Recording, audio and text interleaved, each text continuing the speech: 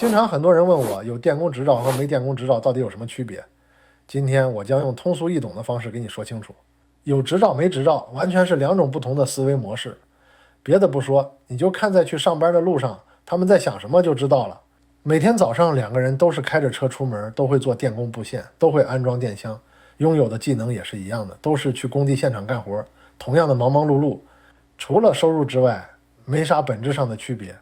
真正的区别不在于如何工作，而是在每天开车去工地的路上是如何思考的。没有执照的人一路上想的是，老板今天让我干哪行活，我怎么做可以更省力，该的工具是不是都带上了，中午的盒饭有没有安排，今天能不能早点下班，这个活干完老板会不会今天就把工资发给我，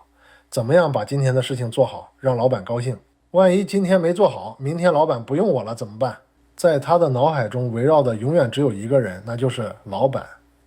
老板安排什么他就做什么，老板有活他就有饭吃，老板没活他就只能闲在家里等着。就是这种手停口停的被动状态，是任何打工人都无法摆脱的现状。而有 C10电工执照的人，一路上想的却完全不一样了。今天要见哪些客户，哪些报价今天必须确定，哪些合同今天要签，哪些材料必须到场，哪些项目今天要开工，哪些项目准备收尾，今天有没有 CT inspection， 检查的条件是否已经具备，今天的这些工作由哪几个工人来做，谁最擅长做哪一部分，哪些事情应该交给谁来做最放心。你发现没有，他们开的同样的车，走的同样的路，拥有同样的技术，但是脑子里思考的东西完全是两个不同的维度。一个人在想着今天老板安排我做什么，我怎么做才能让老板开心，这是一种被动的行为。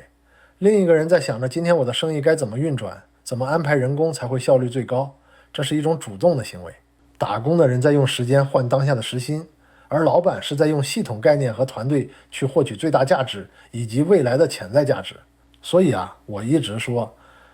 执照核心的价值不是让你的技术有多厉害，而是让你站在更高的维度去思考问题。你开始从一个打工的人慢慢变成一个带队的人。你之前只能拿时薪，等你有了可以接单的能力，可以去签自己的工程合同，承接大项目，这才是你摆脱低效劳作的开始。还有人问我，考执照这么多好处，还可以当老板，那有没有什么坏处呀？当然有，就是以后只能老老实实经营，有执照就要按规矩做事，按规范施工，不老实就会被处罚。不好好做事，几乎所有的人都可以收拾你，服务不好，客户可以投诉你，违规操作 CSLB 可以处罚你，质量不好 CT 检查会卡住你。那些搞歪门邪道的事情都要远离，这些糟糕的想法要彻底放弃。因为执照代表的是质量、口碑和信任，更代表着被监管。如果你不好好做，就会被吊销执照、清理出局，并不是有了执照你就可以躺赢了。你还要懂得如何去遵守规则，这也是咱们培训的主要的目的。不仅教你如何拿到执照，更教你如何去维持、维护好你的执照。什么事情可以做，什么事情不能做。因为真正能把事业做大做久的人，从来不是靠侥幸，而是靠专业让客户信任，靠诚信让客户回头，靠执照让自己有合规经营，才能走得更远。技术决定你能不能做好，执照决定你能不能去做。飞牛培训能做的，就是帮助更多打工人完成身份的跨越，从会干活到会接项目，从打工到创业。考个执照，投资自己，才能为未来的发展奠定基础。努力一把，搞个执照，给自己一次屌丝逆袭的机会。